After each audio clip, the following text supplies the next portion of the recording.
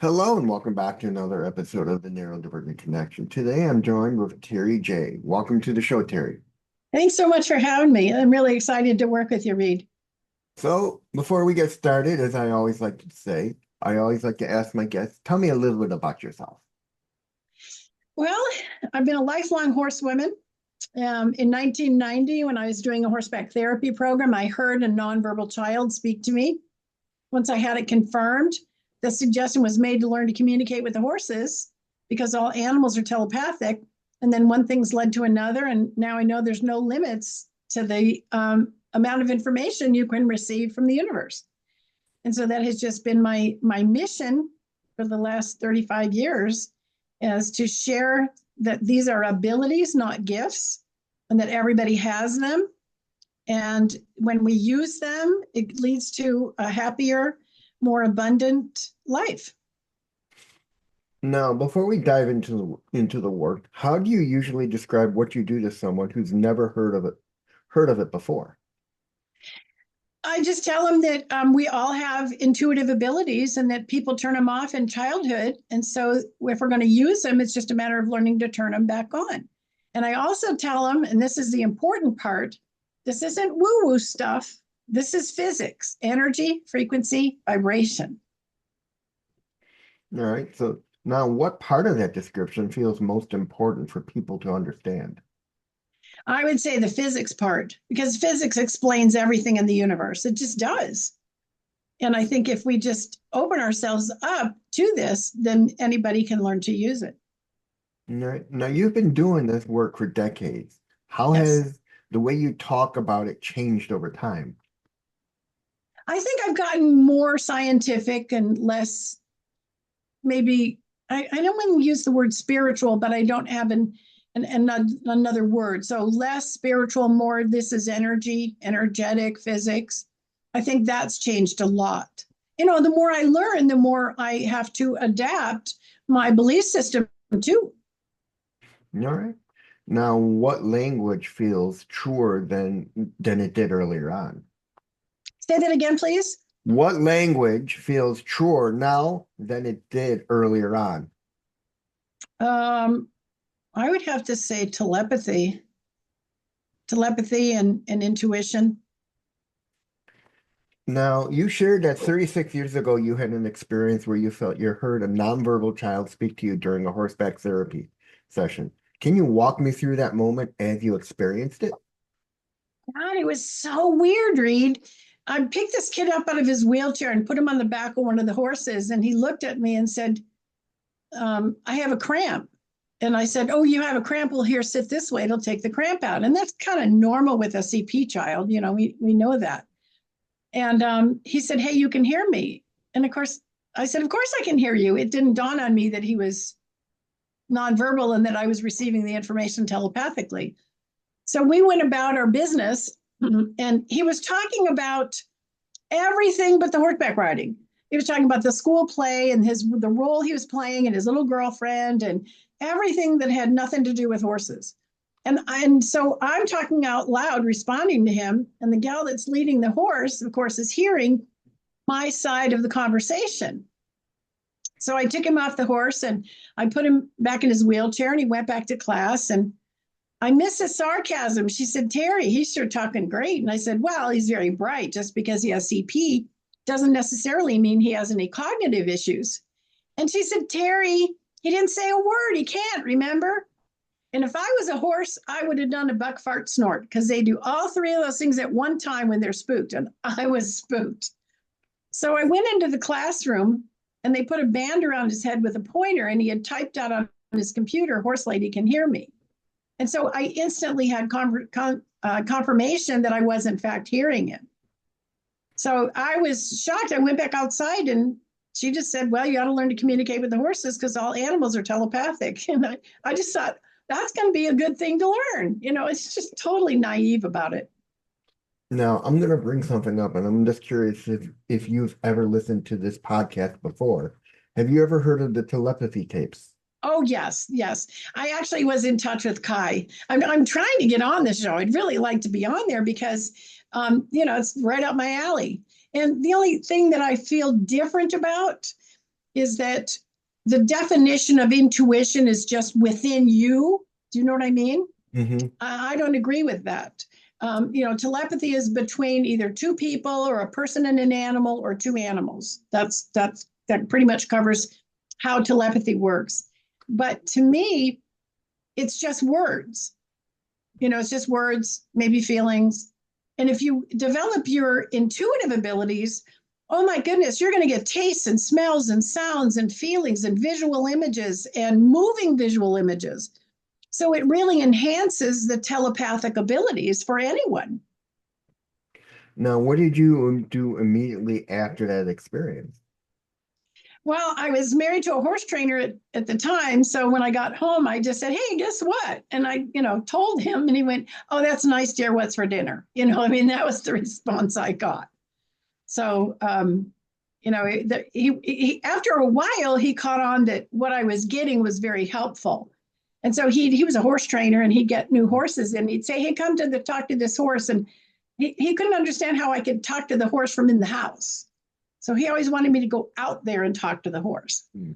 And it was just about the same time we were getting into alternative healing for horses and realizing that they had to have chiropractic adjustments, in order to be comfortable. And most behavior problems were caused by pain. So that was a big opening for me as a horsewoman, being one my whole life. And so then after a while, he just got very respectful of what I could do and what I got. And so he used me all the time, which was nice. Now, at the time, did you have any framework understanding of what happened? No, I really didn't. I didn't realize that this was really going to be a life-changing occurrence. I mean, totally life-changing because God, I love doing horseback therapy. We had miracles happen almost every day. And the horses elicited that from the kids. And oh God, I still miss it. I still miss it. And so I had no idea where it was going to lead. And when I got more and more demands to do readings on horses, because that's all I wanted to do in the beginning, it was like, oh no, I can't give up my passion. My passion is doing horseback therapy. But my body was taking a toll too, because I was getting older, and it's hard on your body picking up all those kids and then putting them on the horses and then taking them off, and just all the work you have to do around horses. Now, was it something you only made a sense of later? Yeah, I think it wasn't until I became successful doing readings, Mm-hmm. because I got to where I was listening to guidance. Everybody's got guides, and guidance was saying that this new work will become your passion. But I had no idea how passionate I would be about this. As passionate as I was about the horseback therapy, I'm 1,000 times more passionate about this work because it's life-saving, it's life-changing, it's just incredible. Now, when something that happens, when when something that intense happens, people often rush to explain it. How did you sit with that experience before deciding what it meant? I really didn't have a good explanation. And you have to remember, Reed, at the time, I was really messed up. I was a really messed up individual when I had my opening. I was married to an alcoholic. I was trying to raise his two step kids that, thought I was a wicked stepmother, and trying to provide just all of the things that I was doing. I was just a mess. I had never realized I had so much childhood crap that I needed to work on. And thank goodness I had some energy healers come into my life that really helped. And that really changed things because they taught me about ego. Ego's bad. Ego means easing God out. Because I really thought I was the dog and pony show for real. And so they really taught me to get out of my own way and to not think and to just go into feel mode and just share what I got. And that really made a huge difference, I think, in the quality of the work too. No. Were there moments of doubt or questioning along the way? There's still doubts. I still have doubts. And I just have to rely on what I get from guidance when I do this. I just have to say, well, I don't know, this kind of doesn't feel right. Like yesterday, I did a search on a 5-acre property for a water leak, and I even contacted somebody that I've trained and said, "Can you look at this?" We always do that over the phone. Can you look at this? Right? And she got the same spot I did without me telling her anything. So I felt real confident. We'll know today if it was accurate. And then when you look inside of a horse and find something that the only way it's going to get fixed is with surgery, my heart goes out to people. Mm-hmm. But I have to share what I'm getting. And in a lot of cases, it's been life saving, for the animals. And when you have somebody who's grieving and you tap into their loved ones that have passed, and you get something that's so bizarre that there's no way you could have known it ahead of time, and they laugh, they cry, and they're healed. And that stuff I just absolutely love. Now let's get a little personal here. How do Pardon? you, let's get a little personal here now. Okay. How do you personally distinguish between intuition, imagination, empathy, and something deeper? I don't think I need to. I'm a very empathetic person, by nature. My heart's always gone out to people. Um, Intuition to me, it's coming in 24/7. I don't have a good off switch, which is why I teach an off switch in my books, because I don't have a good off switch.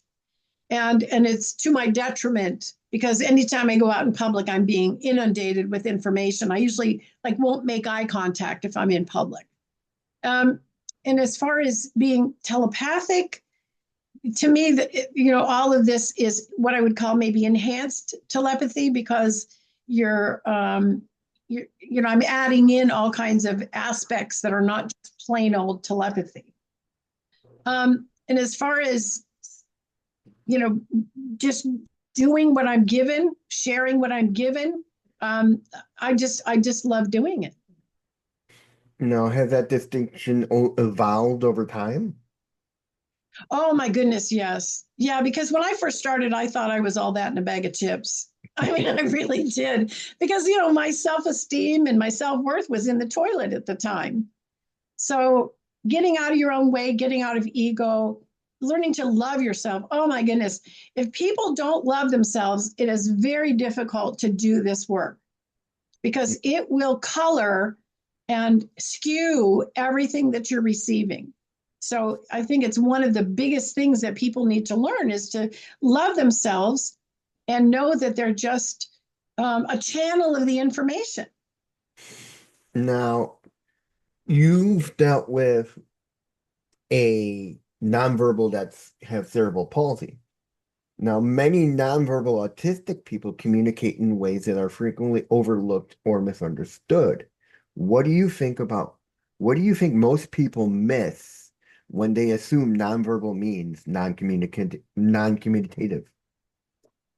Well, I've been communicating with autistic people for 35 years, because it was like once people knew that I could, that I heard this nonverbal CP child, then everybody was like, well, can you talk to my autistic son? Sure. I've been doing it, they've used me for that ability for a long time. And I love it. Oh my goodness, I love it. And I love the expression presume competence. Oh my God, that's so stinking important. Presume competence. Because when I tune into these kids, and of course, adults too, I am just amazed at their brilliance, their creativity, just everything that we're able to communicate. And I'm always surprised at the parents' reaction, because they're like, how did you know that? I had a child tell me it could only eat spaghetti with tomato sauce, not even, and it had to be mushed up. And I said, he's got TMJ. And so he can't stand the popping and clicking, so he can only slurp his food. And when they realized that, they actually got his TMJ adjusted. Hmm. And then he was able to eat food that he could actually chew without driving himself crazy with the popping and clicking. Isn't that interesting? Hmm. Now, how do you ensure that your interpretations don't override the autonomy or lived reality of the people you work with? Because I come at them with unconditional love and acceptance.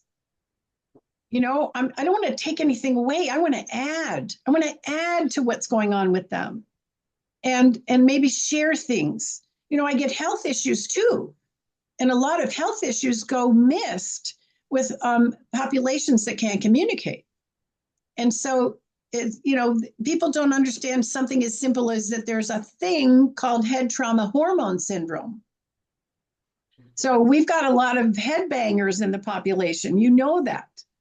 And um, so a lot of these kids actually have head trauma. And when you have head trauma, it can really, really mess up your hormones. Mhm. And so you're talking to, an autistic male that's 12 or 13 years old, and his own hormones are starting to become active. And he acts like he has PMS. And so you can make that suggestion that they get the hormones checked. And I'll even say he was a headbanger, right? And they'll go, "How did you know?" Well, he's got head trauma, And so that's been very, very helpful to share that with a lot of people, because then they can get the blood work done, and then find some way of balancing out their hormones so that they feel better. Now, what safeguards matter most to you in the process?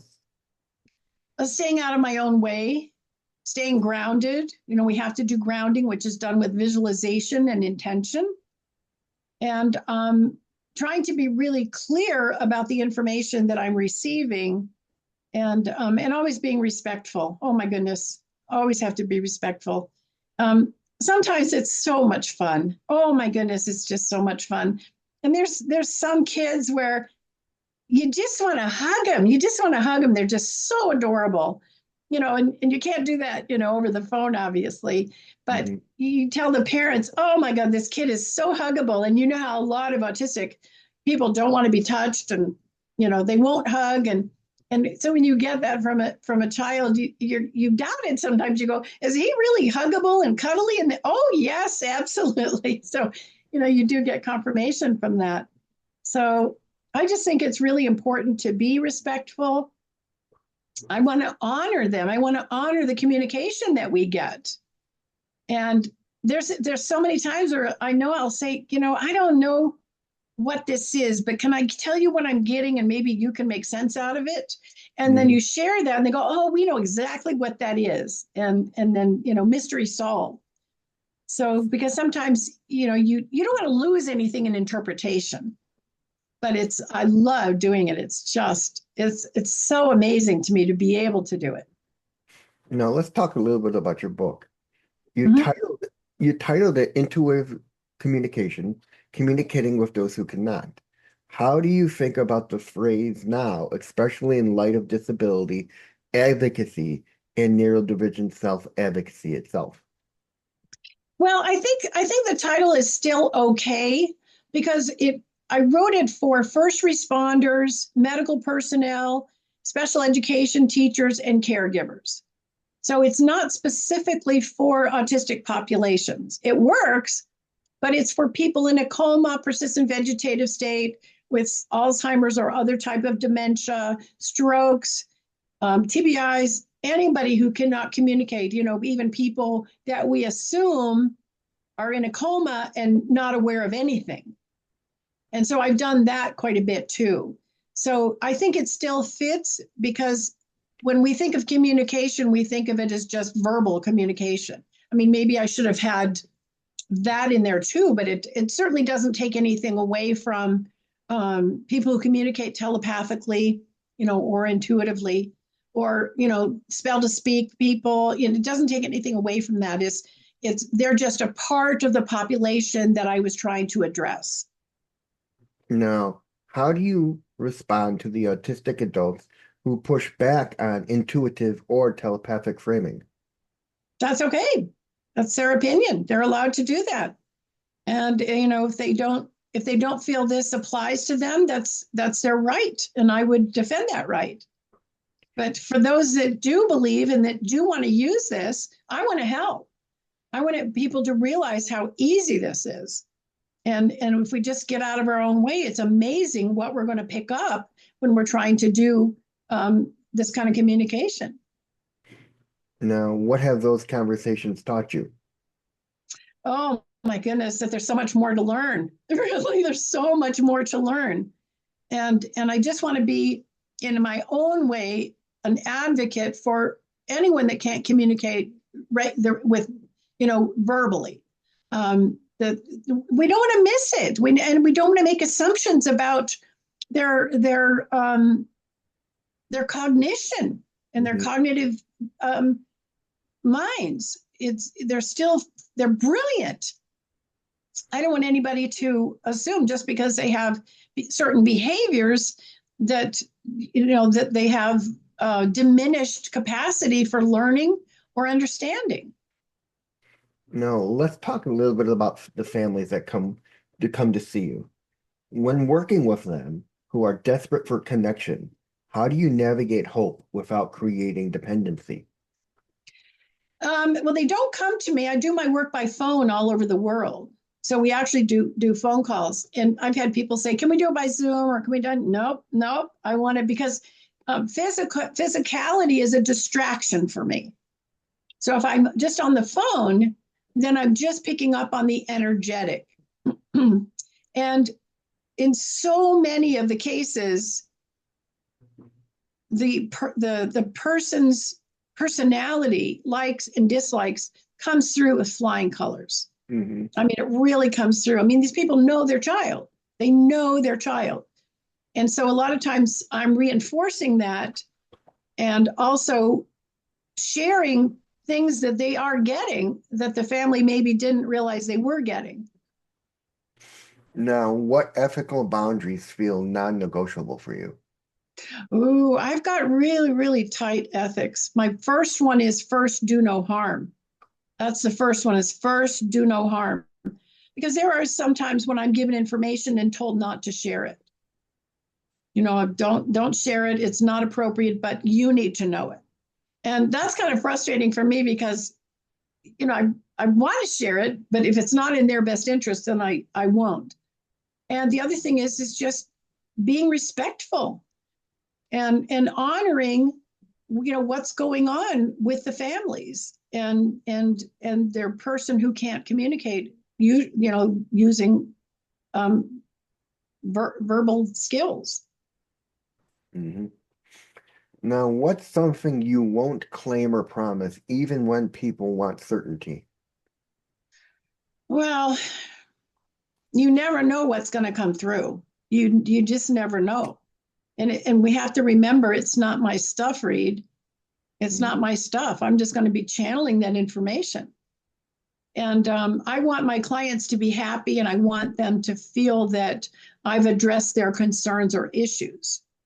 And so I just do the best I can, staying out of my own way. All right, looking back, what part of this journey has challenged you the most? Healing myself, really, that has been the biggest obstacle to getting to where I love myself and I'm happy and I'm enjoying doing this. The only other obstacle is getting my own television show because I've really been working at that for over 20 years. I want this information to get out there to what's possible and that everybody has the ability to do this stuff. And it's life-changing information. It's so life-changing. And I just want to help people to be happy, healthy, and abundant. Especially doing veterinary and medical intuition. Oh my goodness. I mean, the show should be called I Can't Make This Stuff Up, but it would also be appropriate to use another S word because the stuff that comes through is just, it's shocking to me, even after doing this for 35 years. Now, has anything changed your mind in ways you didn't expect? Um, I just said that I have so much more to learn. I have people saying, "Are you talking to aliens yet?" Like that's going to happen. I don't know. I don't know if I want to go there, but I'm actually writing a novel about that too, which it cracks me up because I am doing a novel about that. So, Now, what questions are you still sitting with after all these years? how can I be more clear? How can I be more out of my own way? How can I help more? I think those are the questions that they still keep me up at night. Was that reading accurate, and did that help? And are they going to get back to me and let me know, what happened with it? Those kinds of things. Now, if listeners walk away from this conversation with one shift in perspective, what would you hope it is? That everybody has these abilities. They are not gifts. You're not special, and that everybody can do this. And it's just a matter of physics, energy, frequency, vibration, and to just get out of your own way and learn how to do it. And what do you hope people remain curious about rather than immediate accepting or rejecting? Say that again, please. Hang on one second. Hang on. I said, what do you hope people remain curious about rather than immediate or accepting or rejecting?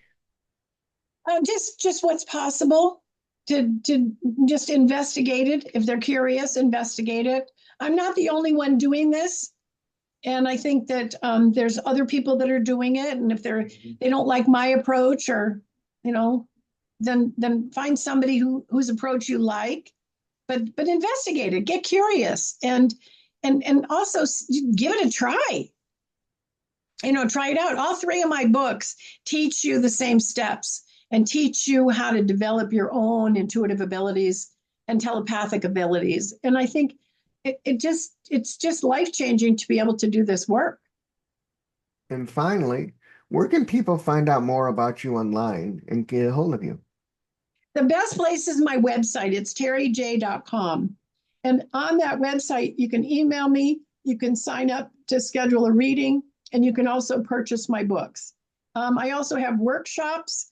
I've just started scheduling workshops where the parents of autistic kids are going to learn to do this, and they're taking the workshops. And oh my goodness, I just love it. I just love it. It's so fun to do it. And that's it, ladies and gentlemen. I'm Reed Miles. That was Teri Jay, and I want to remind you all that you're never alone. See you in the next one. Thank you, Teri. Reed, that was wonderful. You had such great questions. I hope I answered them all okay.